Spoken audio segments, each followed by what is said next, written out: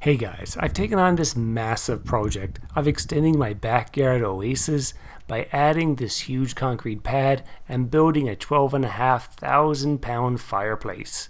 I'm going to walk you through the project from start to finish and share the good, the bad, and the lessons learned from this adventure. So the very first challenge is finding the perfect location. I want a good view of it from my house every day so I can appreciate it.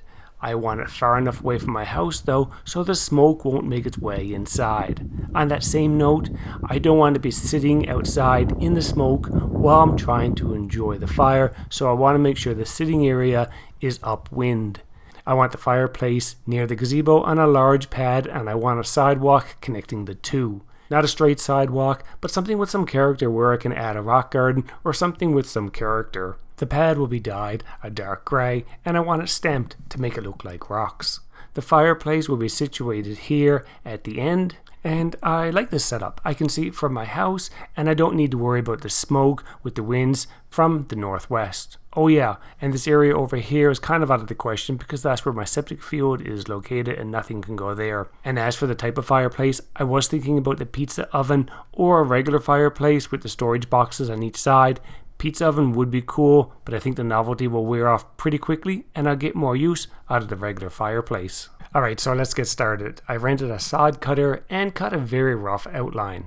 I loaded up the sods and the proposed location looks awesome from my deck. But this is where I got a little bit sidetracked with my vegetable garden. I still really wanted that fireplace and a month passed. So I had a campfire among my weeded over pad location. So this is the proposed location of the fireplace. There's going to be a walkway along here, right to the gazebo. I've already started digging and I've obviously already removed the sods. So over the next couple of days I'm going to be digging this out so that I can put down a firm base before the concrete is poured.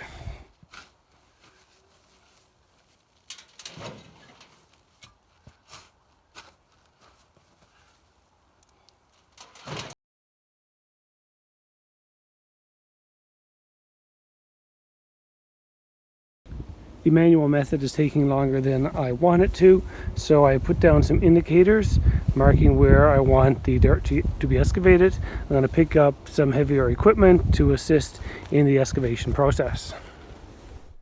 I couldn't get the tractor right away, so I dug some more by hand.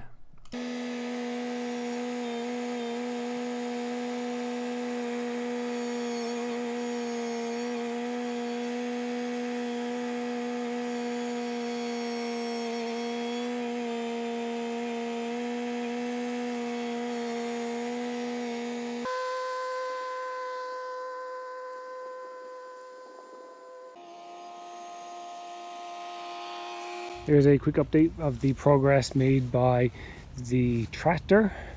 It's able to take away the bulk of the dirt. I just got to go around the edges and get things cleaned up there.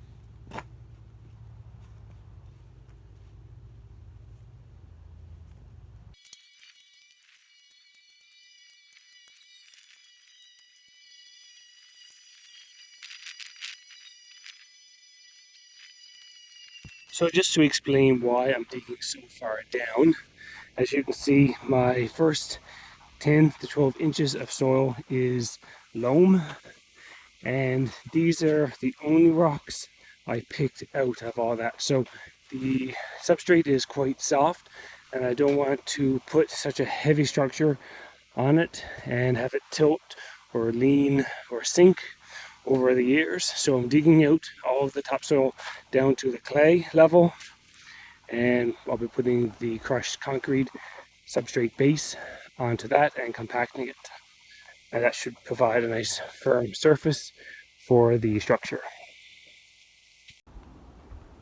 So we're done with the dig out process. I still left my stakes in the ground to identify where the forms have to fit.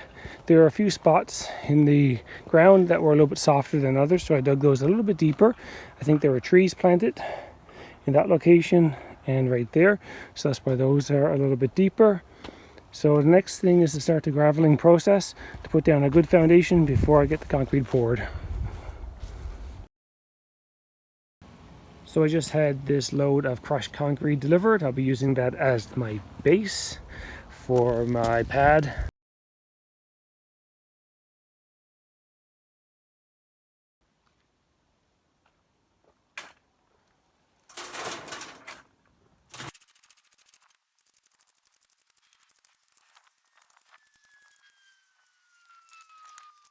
My first layer of recycled concrete has been put into place, so I'm going to temper that down before adding the second layer.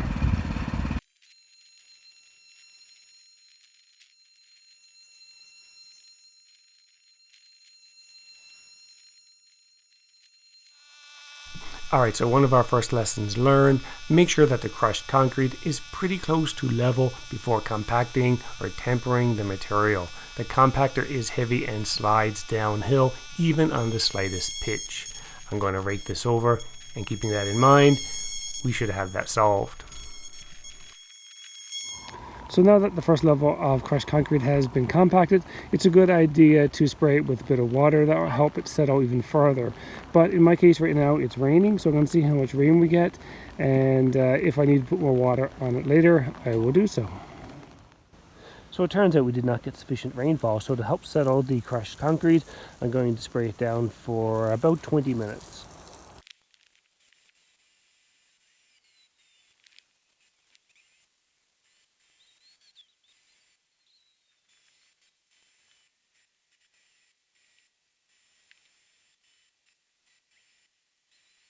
Another advantage to spraying the crushed concrete is I'm able to identify any low spots, which I'll have to work on next time when I'm putting down my next layer of crushed concrete.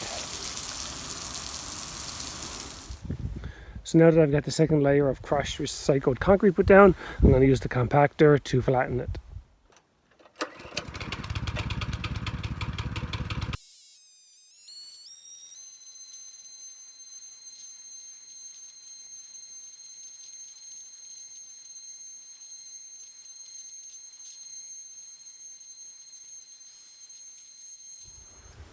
Okay, so now that we got our second layer of recycled concrete down and compacted, it's time to get the garden hose out and give it a good spraying.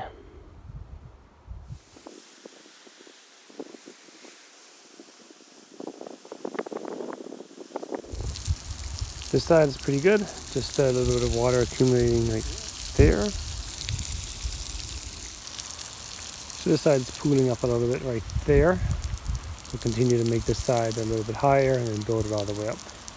Also a little bit of a low spot right there. Spot from about right there. So about 2 meters on each side of the stick. Alright, so I've identified a couple of areas where water was pooling, and I need the base to be flush with the bottom of my gazebo pad. One more layer of recycled concrete should do the trick. Now this pad is going to be very solid, and I'm saving a ton of money by doing this all myself. Special thanks to my concrete friend though, who gave me some great pointers along the way. He's a concrete friend. He's not made out of concrete, he's not a statue or anything, but he's a cement contractor.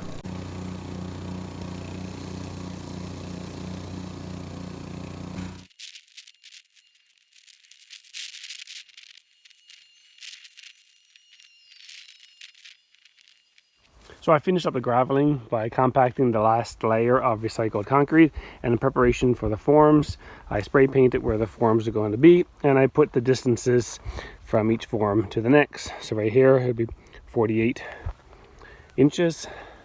The diameter is 96, and of course where the fireplace is going to be located, it's 146, and then each side will be 58. I found it very helpful to create a footprint of the fireplace so that I know that it's going to be squarely located within the edges of the circle, so that one side isn't outside the circle farther than it is on the other. So the next step is to get those forms put in, and then we'll start pouring some concrete. So the forms are in place, and we'll be pouring concrete tomorrow.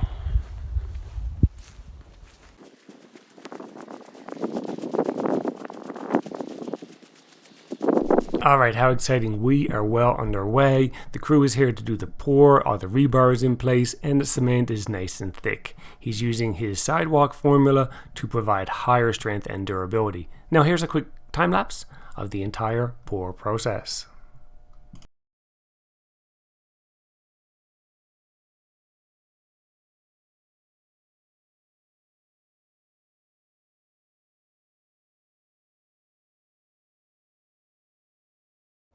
So the concrete's been poured, dyed, and stamped.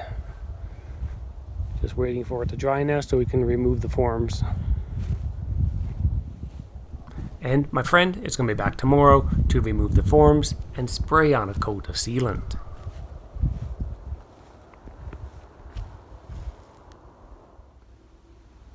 So the forms have been removed and here we have the finished product. I'm extremely happy with how this has turned out. It's the perfect color and the sealant makes the stone stamping just pop. I can't wait to get started on this fireplace build. I'm going to fill in those gaps around the pad here with some soil and get started on some rock gardens in the spring. I'm also pleased that the gazebo pad matches the new one perfectly. So the build is actually going to happen next season because the company where I ordered a fireplace kit sent me 2 wrong pallets. I reached out to the brick manufacturer who coordinated the exchange for me. This is another lesson learned. Double check the kit as soon as it arrives. I moved out all of the pieces for the main fireplace and I drew on the ground the lines where I'll be placing it. And if you're wondering about these surface cuts in the area where the fireplace is going to be located, they're for drainage, totally not required. And if I had my time back, I probably would have just skipped that step. Speaking of lessons learned, I should not have stamped the area where the fireplace is going to be sitting. I need a flat area to install the base of the fireplace. I was able to make short work of those high spots by using a concrete bit on my angle grinder. I'm just going to knock those off here, shouldn't take too long.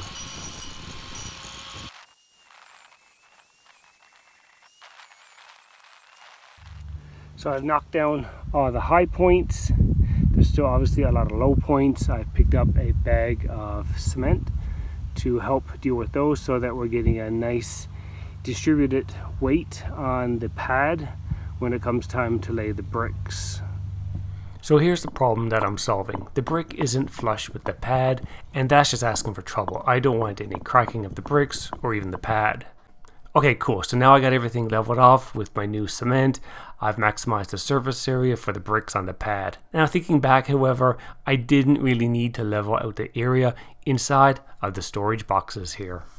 Here's another lesson learned, or just an FYI, the color of the fireplace and storage boxes are not consistent with each other. It's all quarry stone, but the grey bricks are from the storage box kit and the reddish ones are from the fireplace. I'm going to have to mix those together so that the color differences blend and you won't even notice it once it's done. All of the parts out here onto the pad so I can get everything properly inventory and mixed, because there are a couple of different color of bricks here. As you can see, there's a bit more red than the gray.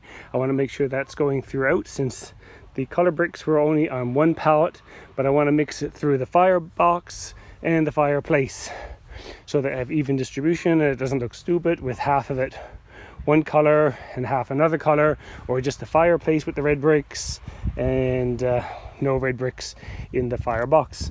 So let's get this started. Now from the factory, the bricks are covered in sand and dust, so let's just quickly rinse that off so the PL masonry adhesive sticks better.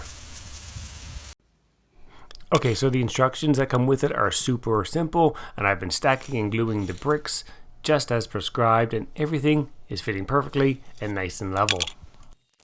And here now we are installing the front accent band. Pretty simple. The accented bricks are in place and they do stick out a tiny bit, and on this side they also stick out just a hair, but they are as tight as I could get them together. I'm not sure why it's doing that, but the wood boxes that go next to it are going to have to be slightly adjusted in order to compensate for it, but it looks pretty sharp, so I like it. I put a little bead of silicone along the edge inside so that no smoke ends up seeping out through. Did that as a proactive approach. You could always see a little bit of light through, and the last thing I want is to spend all this time and money and have smoke coming out through the sides once it's too late and the fire bricks are all in place. So I just went ahead and did it now. Of course, I gotta wait for it to dry before I put the fire bricks in. I've got the fire bricks in, but my attempts to make everything super tight as I'm doing this and perfectly square and keeping the bricks very clean so there's no debris between each one, and using the mallet to make sure everything is tight is not paying off. The bricks for the fire bricks aren't perfect. A little bit of oddities to the shape, and unfortunately that's causing some imperfections, of course, so I'm not getting a perfectly tight fit. So what's happening now is, I'll show you down on this side, I had to push back this layer here, and you can see now that it's coming back, and I don't want to push it in too tightly because then I'm going to get some I won't be able to remove these bricks. They'll be in here forever, so I do want them to stay a little bit loose, but I don't want them too tight together. So yeah, unfortunately the fire bricks have imperfections, causing imperfections to cascade to the outside. And overall, you're not really going to know the difference, but when you're trying so hard to make it perfect, it's kind of frustrating. Oh yeah, I should mention that fire bricks will degrade over time and they're meant to be replaced. So for the ones that don't fit or are a little bit too large, I've been using an angle grinder to reshape them.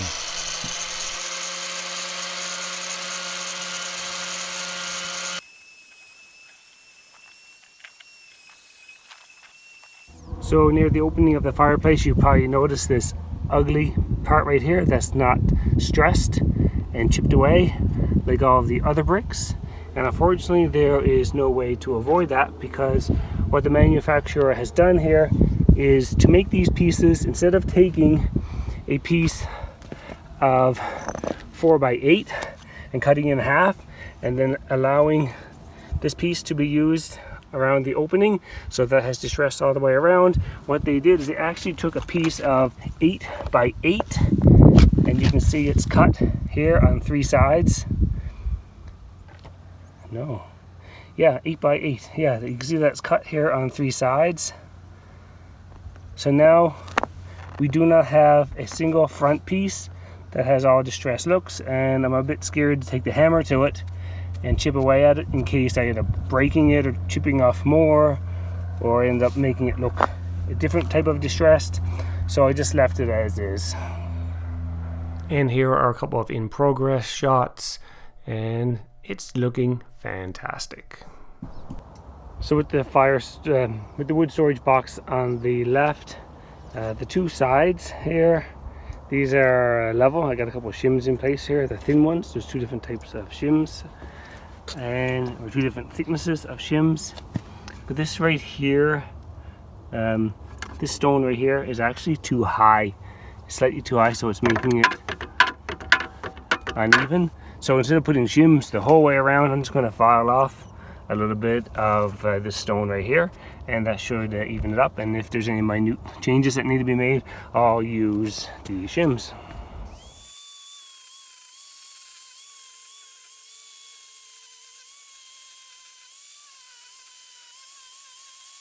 The PL has since dried, but nice and level. The wood storage boxes are done, and now we're working on the chimney. Also notice that the brick sizes aren't perfectly the same. You can see this brick here is slightly larger than the brick next to it. They're both on flat surfaces, there's nothing underneath, but yet there is a slight gap in between, which requires some shimming or shaving off a little bit of this stone right here.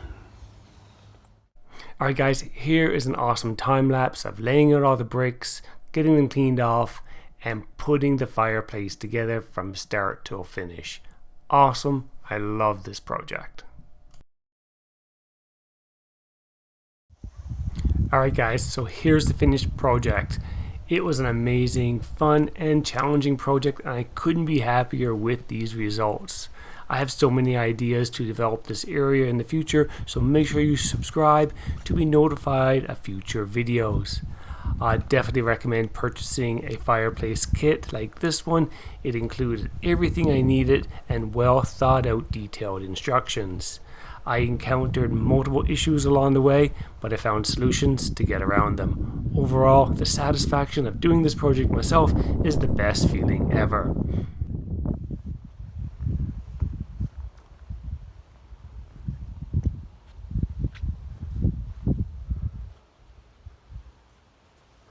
Alright guys, it's time to light that first fire. What a fantastic way to spend an evening. Wow, I feel truly grateful to have this new addition in my own very backyard. I can't wait to invite over friends and have some drinks and s'mores. Alright guys, that wraps things up. Thanks so much for watching. Make sure to drop a like and subscribe so you don't miss out on future Acreage Life projects.